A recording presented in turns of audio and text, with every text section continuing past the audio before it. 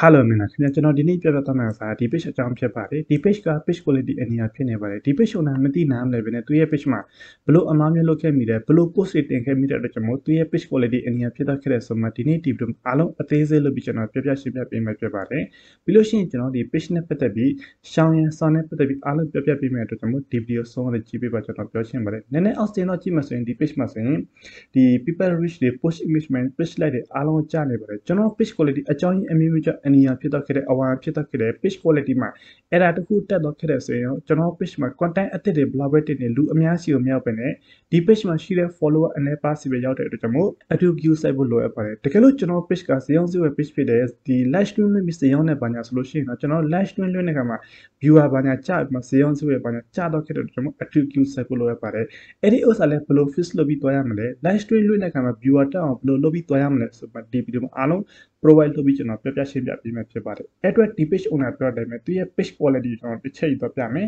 okay ဒီမှာတစ်ချက်ကြည့်မှဆိုရင် page is error ဆိုမှ page quality အနေနဲ့ဖြစ်နေပါတယ်ဒီလိုမျိုး page quality အနေနဲ့ဖြစ်တဲ့အကြောင်းရင်းဒီ page owner မသိနားမလဲပဲနဲ့သူရဲ့ page မှာအမားတွေခဏခဏလုပ်ပြီးတော့ကျွန်တော် page quality အနေနဲ့ဖြစ်တော့ခဲ့တယ်ဘာကြောင့် exactly page quality အနေနဲ့ဖြစ်တော့ခဲ့လဲဆိုမှခဏကျွန်တော်အားလုံး live group လုပ်ပြီးကျွန်တော်ပြပြရှင်းပြပေးမယ်ဖြစ်ပါတယ်ကျွန်တော်ဒီလိုမျိုး page quality အနေနဲ့ဖြစ်တော့ခဲ့ပြီးတော့ချက်ချင်းပြုတ်ပြလိုက်မှအဆင်ပြေတယ်မပြုတ်ပြင်မနဲ့မတိနားမလဲပဲနဲ့ share ဆက်ပြီးအမားလုပ်နေမှာ share ဆက်ပြီးအမား post မှညာတင်ပြီးသွားမှဆိုရင်ကျွန်တော် page ကဒီနားမှာ has been removed has been unpublished has been delete ဆိုမှကျွန်တော် page မှာ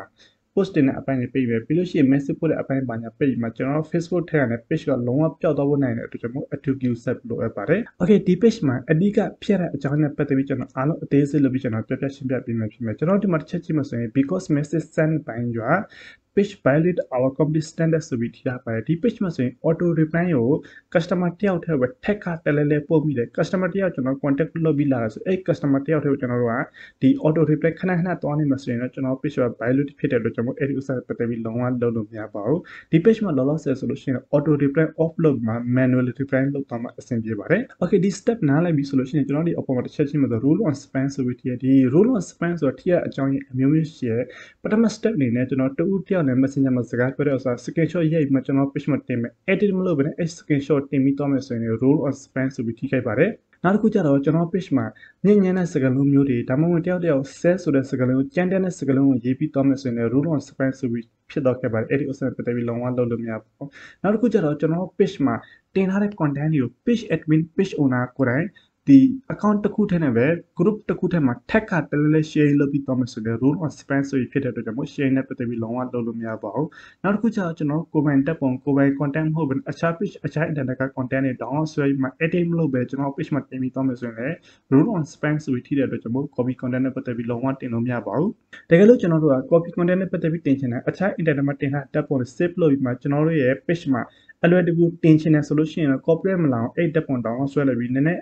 crop လုပ်ပြီးမှအဲ့တက်ပုံမှာကျွန်တော် page name ဖြစ်ဖြစ် page logo ဖြစ်တခု add လုပ်သွားပြီးမှတင်တော့မယ်ဆိုရင်တော့ 100% copyright reuse content နဲ့လုပ်တင်ပါတယ်နောက်တစ်ခုကျတော့ဒီ page owner အဓိကအမှားသူရဲ့ page မှာတင်ထားတဲ့ content တွေသူကိုယ်တိုင်အခြား group ပေါင်းများစွာမှာခဏခဏ share လုပ်မိတဲ့အတွက်ကျွန်တော် page quality အနေနဲ့ဖြစ်တော့ခဲ့တယ်အဲ့ဒီဥစ္စာနဲ့ပတ်သက်ပြီးလုံးဝလုပ်လို့မရပါဘူးကျွန်တော် page admin page owner က share လုပ်လို့မရဘူးသိပြီးမှတချို့ချ share page owner ကလည်းအခြား fan account တစ်ခုလုပ်မယ်အဲ့ဒီ fan account နဲ့ဒီ page မှာတင်ထားတဲ့ content တွေများ share လုပ်တဲ့အခါမှာ page အတွက်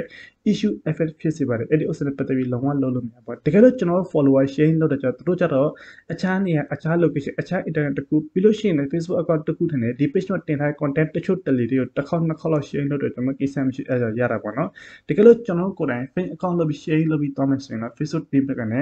ေပထမ step အနေနဲ့ reach တွေပဲချပြီးမှကြာတော့ရှိ page quality အနေနဲ့ဖြစ်တော့ဖြစ်မယ် page quality အနေနဲ့ဖြစ်တဲ့ကျွန်တော်ဆက်လက်ပြီးအမှားလုပ်မယ်ဆို page ကပျောက်သွားဖို့နိုင်တဲ့အတွက်ကျွန်တော်အဲ့ဒီဥစ္စာနဲ့ပတ်သက်ပြီးလုံးဝလုပ်လို့မရပါဘူးတကယ်လို့ကျွန်တော် page မှာတင်ထားတဲ့ content ကိုလူအများစီရောက်စေချင်တယ်ဆိုရင်တော့ကျွန်တော် Facebook ကိုဒေါ်လာအနည်းငယ်ကျွေးပြီးကျွန်တော် boost လုပ်ပြီးသွားမယ်ဆိုရင်တော့ကျွန်တော် page reach တဲ့ကောင်းစင်နဲ့ follow တဲ့တိုးလာစေတဲ့ဇယုံစီကိုလည်းအားလုံးအဆင်ပြေစေပါတယ်နောက်တစ်ခုအများဆုံးလုပ်တဲ့ဥစ္စာကျွန်တော် live stream လုပ်ပြီးဇယုံနဲ့ကမှာ page နဲ့ get mail ဖောက်မှာကိုယ့်ရဲ့ customer တွေကိုအတင်းအဓမ္မ sharing လုပ်ခဲ့တဲ့အချိန်မှာ customer တွေ mail ပေါက်ချင်တဲ့စိတ်ဆန္ဒကြောင့်မို့သူတို့တွေက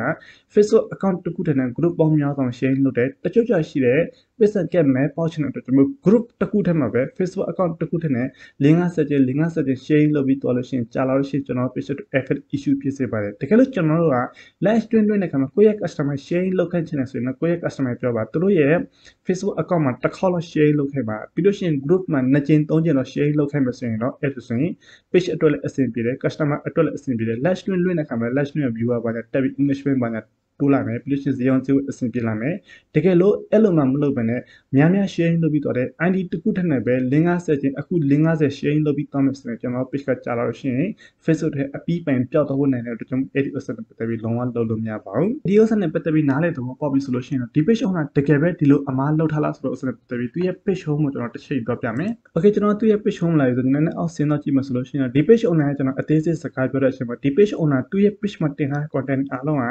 အခြား page အခြား website က tab ပေါ်နေ save လုပ်ပြီး edit မလုပ်ဘဲသူရဲ့ page မှာတင်ထားတယ်သူကပြောပဲအဲ့ဒီ option နဲ့ပတ်သက်ပြီးလုံးဝတင်လို့မရပါဘူးတကယ်လို့အခုနကျွန်တော်ပြောတဲ့အတိုင်းပေါ့နော်တကယ်လို့ကျွန်တော်တို့ကကိုယ်ပိုင် tab ပေါ်လုပ်ဖို့မနိုင်ဘူးအခြား website အခြား internet က tab ပေါ် download ဆွဲပြီးကျွန်တော် page မှာတင်မယ်ဆိုရင်အဲ့ tab ပေါ် download ဆွဲလိုက်ပြီးနည်းနည်း crop လုပ်ပြီးမှ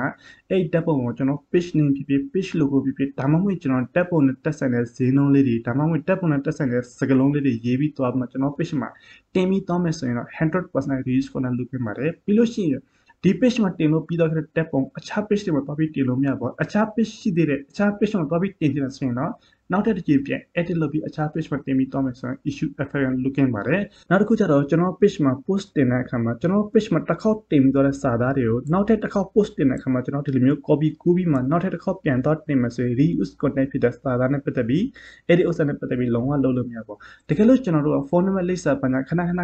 တင်နေရတယ်အဲ့လိုမျိုးတင်ဖို့ပြင်တယ် copy ကူးပြီးတင်ချင်တယ်ဆိုလို့ရှိရင်တော့ကျွန်တော်တို့ဒီဖုန်းဆိုရင် note ထဲမှာကိုယ်ရေးပြီးထားပါအဲ့ဒီ note ထဲစာသားတွေကျွန်တော်တို့ copy ကူးပြီး page တိုင်းမှာတင်လို့ရတယ် page 50ခုရှိရဆိုရင်တော့ပဲကျွန်တော်တို့ဒီလို note ထဲနဲ့ copy ကူးပြီး page တိုင်းမှာတင်ပြီးသွားမယ်ဆိုရင်တော့ reuse content လုပ်ခင်ပါတယ်နောက်တစ်ခုကျတော့ကျွန်တော် page မှာဒီလိုမျိုး Facebook နဲ့ဆက်စပ်မှုရှိတဲ့ link လေးတွေကျွန်တော်တင်လို့မရပါဘူး Facebook နဲ့ဆက်စပ်မှုရှိတဲ့ link ဆိုအခြား page မှာတင်ထားတဲ့ link အခြား page ရဲ့ link အခြား Facebook account မှာတင်ထားတဲ့ post ရဲ့ link အခြား Facebook account link တွေကျွန်တော် copy ကူးပြီးကျွန်တော် page မှာလာပြီးတင်ပြီးသွားမယ်ဆိုရင်တော့ကျွန်တော် page တွေကြာလာလို့ရှိရင် reach တွေပဲကြာပြီးမှ page quality အနေနဲ့ဖြစ်သွားခဲ့တဲ့တချို့ဆိုလို့ရှိရင် limited original content လာမှာ part-time version အနေနဲ့ဖြစ်မှာ page ပါပျောက်သွားဖို့နိုင်တဲ့အတွက်ကြောင့်အဲ့ဒီ option နဲ့ပတ်သက်ပြီးလုံးဝလုပ်လို့မရပါဘူးတချို့ကျရှိရကျွန်တော်ဒီ page မှာတင်ထားတဲ့ post ရဲ့ link တွေပဲတစ်ဆင့် copy ကူးပြီးကျွန်တော်ဒီမှာ pin လုပ်ပြီးထားလို့ရှိရင်လည်းကြာလာလို့ရှိရင်ကျွန်တော် page အတွက်ထိခိုက်နိုင်တဲ့အတွက်ကြောင့်အဲ့ဒီ option နဲ့ပတ်သက်ပြီးလုံးဝလုပ်လို့မရပါဘူးကျွန်တော် page quality အနေနဲ့ဖြစ်တဲ့အကြောင်းအရာဒီအမားလေးနဲ့ကျွန်တော်လုပ်ပြီးဖြစ်တဲ့ကျွန်တော် page မှာအခုချက်ချင်းအမားလုပ်တယ်အခုချက်ချင်းကျွန်တော် page quality အနေနဲ့မဖြစ်ဘူးဒါပေမဲ့နည်းနည်းကြာလို့ရှိရင်တော့ page မှာ effect issue ဖြစ်တဲ့အတွက်ကြောင့်ဒီ option နဲ့ပတ်သက်ပြီးလုံးဝလုပ်လို့မရပါဘူး okay ဒီနေ့ဒီ video ဒီလောက်ပါပဲအားလုံးနားလည်သဘောပေါက်ပြီးထင်ပါတယ်တကယ်လို့လူချင်းပြီးတော့ page မှာဖြစ်စေ account မှာဖြစ်စေ issue တစ်ခုကြုံထွက်လာခဲ့ရင်တော့အပေါ် Viber နံပါတ်တစ်ဆင့် contact လုပ်မှမြင်မြင်နိုင်ပါတယ်အားလုံးကျွန်တော်ကျေးဇူးတင်ပါတယ်